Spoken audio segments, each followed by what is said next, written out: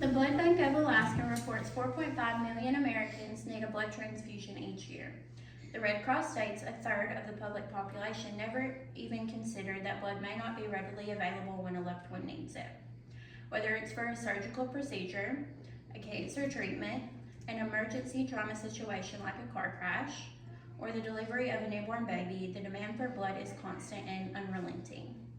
After working in healthcare for about 5 years, I have noticed that the ongoing issue of not having enough donations for the constant demand of blood. After extensive research, I believe we can come to a solution. This shortage has dire consequences, leading to preventable deaths and suffering. Today, I stand before you to advocate for a cause that has the potential to save countless lives. Blood donation is a simple yet impactful act of kindness that can make the difference between life and death for many individuals in need. The problem we face is severe and will not go away without intervention. The NIH reports every 2 seconds someone in the United States needs blood. Despite this urgent need, only a small fraction of eligible donors actually receive blood. The National Heart, Lung, and Blood Institute reports that currently only 3% of age-eligible individuals in the U.S. give blood each year. This shortfall can delay medical treatments and put lives at risk. Hospitals and emergency services often find themselves in dire situations, unable to provide the necessary blood for surgeries, trauma care, and chronic illnesses.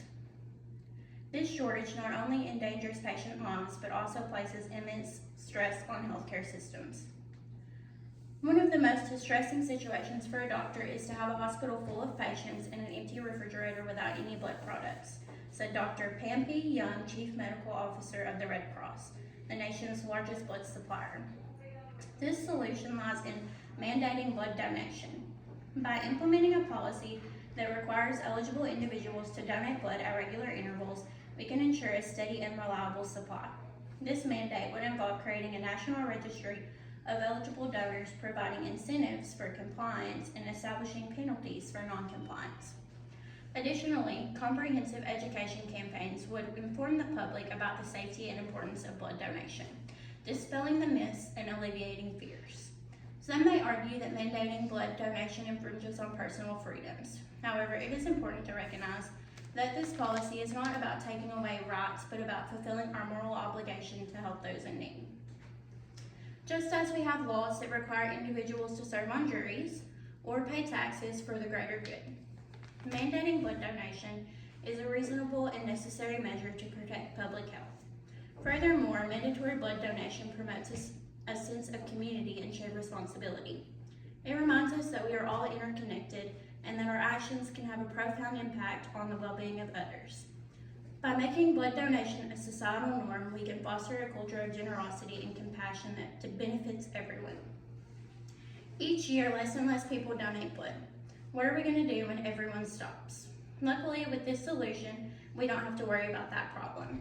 The benefits of mandatory blood donation far outweigh any perceived drawbacks.